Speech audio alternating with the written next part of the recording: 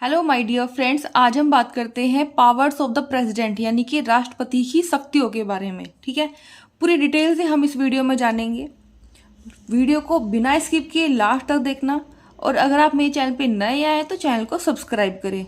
दोस्तों, मेरा अभी न्यू चैनल है, मैंने अभी लास्ट 2 मंथ से वीडियो डालना स्टार्ट किया है। ठीक है, मेरा जो भी एक्सपीरियंस है या फिर जो भी मुझे इंपॉर्टेंट टॉपिक लगता है मैं वो आपके सामने लेके आती हूँ। ठीक है, जो आपके पेपर में लिटरली बहुत हेल्प करेगा। ठीक है, तो आप मुझे कमेंट करके बताइए कि आप मुझसे कौन सा सब्जेक्ट पढ़ना चाहते हैं। ओके, बात करते हैं राष्ट्रपति की शक्तियों के बारे में। तो सबसे पहले शक्ति है कार्यकारी शक्ति। इन शक्तियों को हम डिटेल में भी पढ़ेंगे, इसी वीडियो में पढ़ेंगे फुल डिटेल में। ओके, दूसरी शक्ति है विधायी शक्ति। फिर है राष्ट्रपति की वीटो शक्तियाँ। उसमें वीटो शक्तियाँ में 3 पार्ट है: आत्यंतिक वीटो, निलंबनकारी वीटो, पॉकेट वीटो। क्लियर। फिर आ जाता है अध्यादेश जारी करने की शक्ति। ये इम्पोर्टेंट है, आप मुझे कमेंट करके बताइए कि अध्यादेश जो होता है वो कौन से आर्टिकल में है। क्लियर। नेक्स्ट है राष्ट्रपति की सैन्य शक्ति। नेक्स्ट है न्यायिक शक्तियाँ। फिर है आपातकालीन शक्तियाँ। नेक्स्ट शक्ति है वित्तीय शक्तियाँ। फिर बात आती है आकस्मिक निधि, परिकीर्ण शक्ति और मिश्रित शक्ति। ठीक है, अब हम बात करते हैं सबसे पहले, अब हम इनको डिटेल में जानेंगे कि ये शक्तियाँ होती क्या है एक्चुअल में ना। तो अब हम बात करते हैं कार्यकारी शक्ति यानी कि एजुकेशन पावर के बारे में। दोस्तों, भारत का जो राष्ट्रपति होता है ना वो संघ की कार्यपालिका का अध्यक्ष होता है। मोस्ट इम्पोर्टेंट है ये वाला, पेपर में बहुत बार पूछा जाता है कि भारत का राष्ट्रपति संघ की कार्यपालिका का अध्यक्ष होता है, कि राष्ट्रपति संघ की कार्यपालिका का अध्यक्ष कौन होता है। ऑप्शन में दिया जाता है कि राष्ट्रपति होता है, पीएम होता है, या राज्यपाल होता है, या महान्यायवादी होता है। ऐसे ऑप्शंस में आ जाते हैं। ठीक है, जो राष्ट्रपति होते हैं वो पीएम की नियुक्ति करते हैं। ठीक है, महान्यायवादी राष्ट्रपति इन सब की नियुक्तियां करते हैं। महान्यायवादी यानी कि अटॉर्नी जनरल ऑफ इंडिया, महाधिवक्ता, राज्यों के राज्यपाल, यूपीएससी का अध्यक्ष, भारत के राजदूत यानी राजदूत मतलब एम्बेसडर, वित्त आयोग का अध्यक्ष, जजेस of high court, supreme court, अनुसूचित जाति के अध्यक्ष और अनुसूचित जनजाति के अध्यक्ष। इन सभी की नियुक्तियां कौन करते हैं? हमारे राष्ट्रपति जी करते हैं। ठीक है, तो ये सारी शक्तियों का जो उल्लेख है वो किस में है? कार्यकारी शक्ति में उल्लेख है। ठीक है, अब बात करते हैं हम विधायी शक्ति के बारे में कि मैम विधायी शक्तियाँ क्या होता है। देखो, विधायी शक्ति मतलब होता है लेजिस्लेटिव पावर। क्या होता है? Legislative power. क्लियर। अब हम बात करते हैं कि जो राष्ट्रपति है, राष्ट्रपति संसद का अभिन्न अंग होता है। क्या होता है? अभिन्न अंग होता है। क्लियर। जो संसद होती है ना वो आर्टिकल 79 के तहत होती है। किसके तहत? 79 के तहत। ठीक है दोस्तों, मोस्ट इंपोर्टेंट है, आर्टिकल 108 के अंदर संयुक्त अधिवेशन होता है। ठीक है, क्या होता है? संयुक्त अधिवेशन। ये कहाँ से हमने लिया है, अडॉप्ट किया है? ऑस्ट्रेलिया से अडॉप्ट किया है। कहाँ से किया है? ऑस्ट्रेलिया से हमने अडॉप्ट किया है। क्लियर।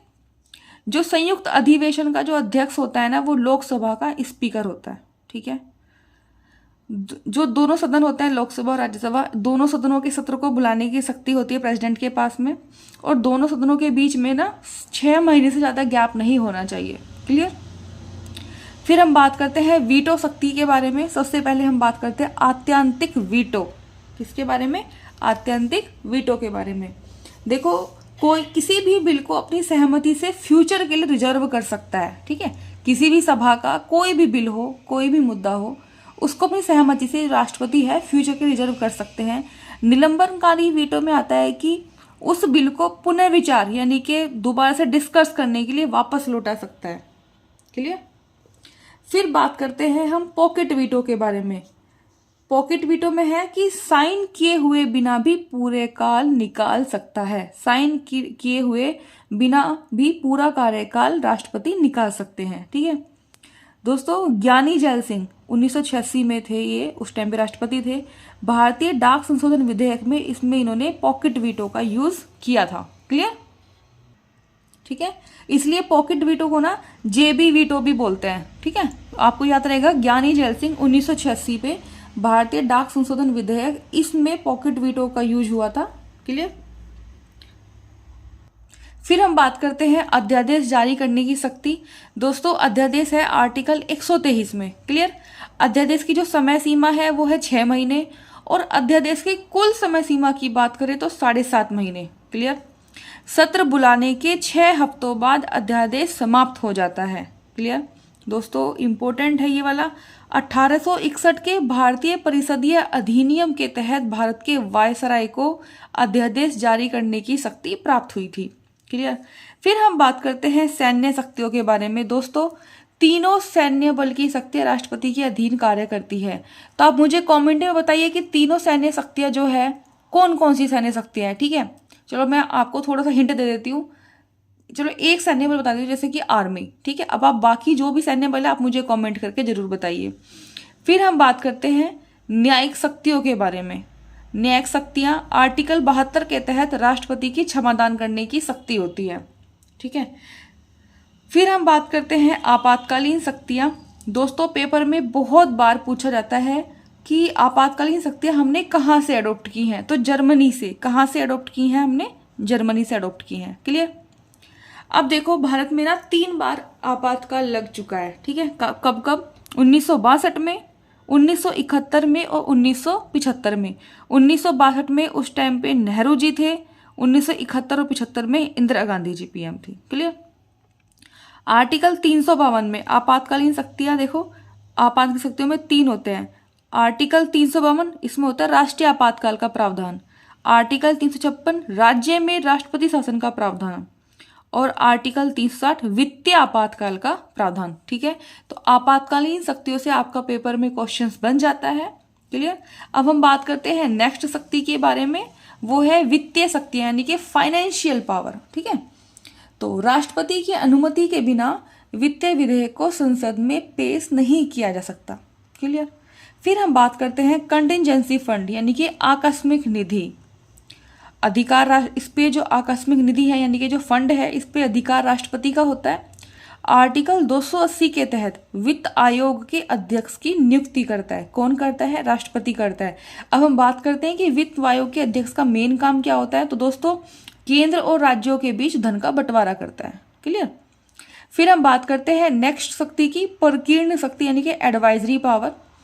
आर्टिकल 143 के तहत राष्ट्रपति किसी भी मुद्दे पर मुख्य न्यायाधीश से सलाह ले सकता है। ठीक है, लेकिन आपको एक बात ये नोट करना है कि राष्ट्रपति जो है ना सलाह मानने के लिए बाध्य नहीं है। ये अपनी मर्जी से सलाह ले सकता है, कोई भी इस पर प्रेशर नहीं डाल सकता। क्लियर। फिर हम बात करते हैं मिश्रित शक्ति यानी कि मिसलिनियस पावर। मिसलिनियस पावर क्या होती है? लोकसभा में किसी भी राजनीतिक दल को स्पष्ट बहुमत अगर नहीं मिला तो पीएम की नियुक्ति राष्ट्रपति अपने विवेक से कर सकते हैं। क्लियर।